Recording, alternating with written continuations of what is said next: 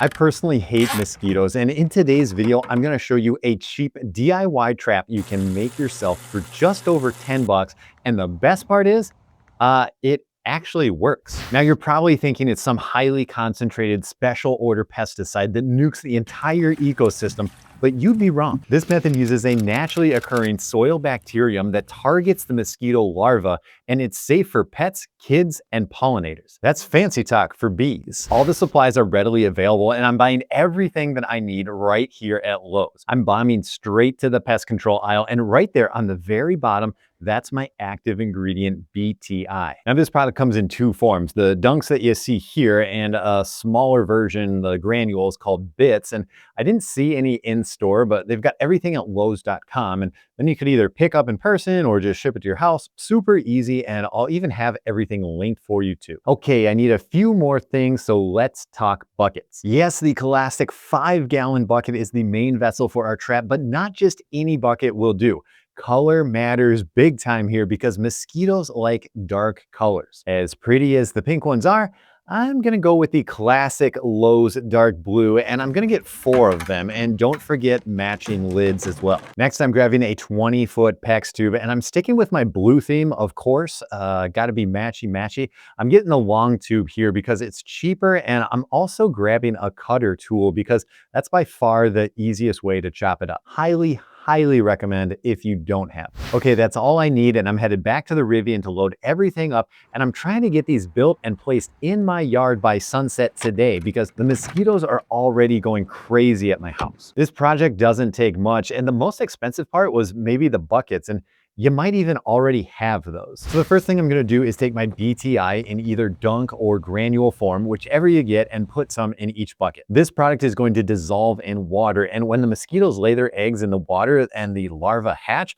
they'll feed on it and the bacterium will affect the larva's gut and they'll die before reaching adulthood. So basically, I'm not really making a trap at all. The mosquitoes can come and go as they please. It doesn't matter. I'm actually trying to attract them and get them to come and lay eggs in my contaminated water. And by doing so, their life cycle will be interrupted and boom, way less mosquitoes. The active ingredient, the BTI, is the same in each product, but the dunks take longer to dissolve, so you don't have to refill as often. I'm gonna break each dunk into 4 equal pieces, or in my case, kind of sort of equal pieces, and fill the buckets maybe a third of the way full of water. I'm filling them up right about to the Lowe's lettering on the side there. I want enough so it's got some weight into it and it's not going to dry out or tip over, but not so full that it's kind of hard to move around. Rainwater is the best for this. I'm using well water myself, and chlorinated city water is probably the worst, but it's still going to work, so just kind of use what you got. So my broken up mosquito dunk is in each bucket, and I've got a bit of water at the bottom, nothing crazy. Now it's time to make it irresistible to mosquitoes. I'm back by my dumping area, which is perfect because I'm going to be grabbing leaves, grass, sticks,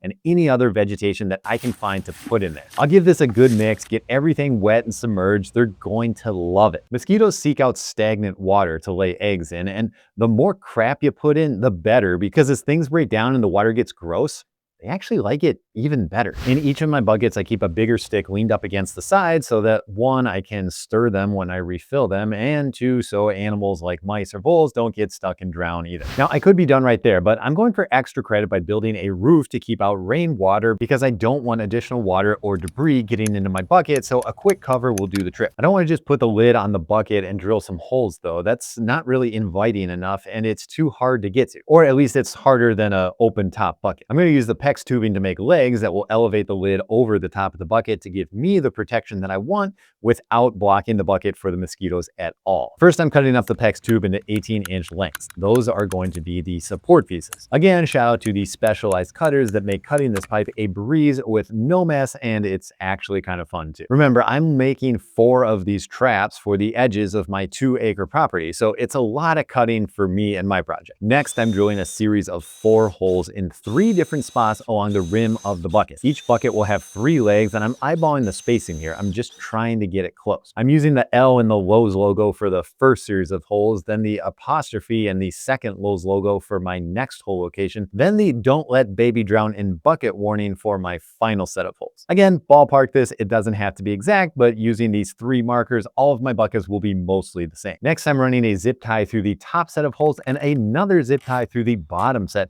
inserting my PEX piece and tightening everything up. I did this for all 3 legs, and then I slid each tube down so that the top of the tube was 12 inches above the rim of the bucket. Grab the lid, and I'm running 3 screws through the edge that will correspond to the number of legs, and all I have to do is line the screws up and set the lid on top of the bucket. There's enough of a friction fit that it won't blow off or anything like that, but I can easily remove the lid too for filling and adding more dunks to the water every 4 weeks or so. All of my traps are ready to go, and they are looking incredibly good for laying eggs in. I'm still trying to get these out before sunset, and it's getting pretty close. The mosquitoes actually started coming out as I was finishing up the traps. I was like, come on guys, I'm building you a habitat here. A larvicide-laced, bacterium-filled habitat. Now the traps do need to be checked and refilled once a month or so, and when I say refilled, I'm not really talking about water, but rather drop another dunk in there. If you don't keep up on it, the effectiveness fades, and instead of a trap, you've created a mosquito hatchery. You don't want that.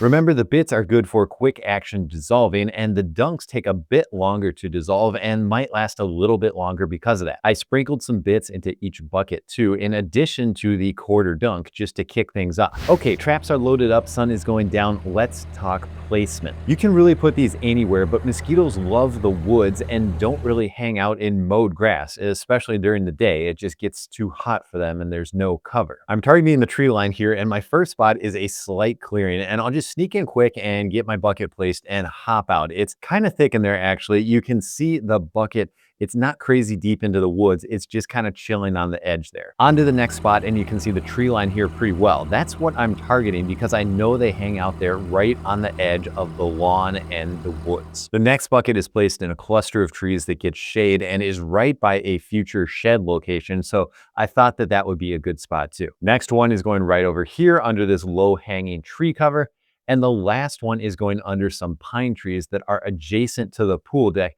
And I know they hang out around that area too because they can get really bad. I've been using dunks and bits to knock down mosquito populations for years, and it really does make a big difference around your yard and property. If you like this video, check out some of my other pest control videos here. Everything I use in this video is available at Lowe's or Lowe's.com, and it'll all be linked for you if you want to try building a few of these yourself. Thanks for watching, and I'll see you in the next one.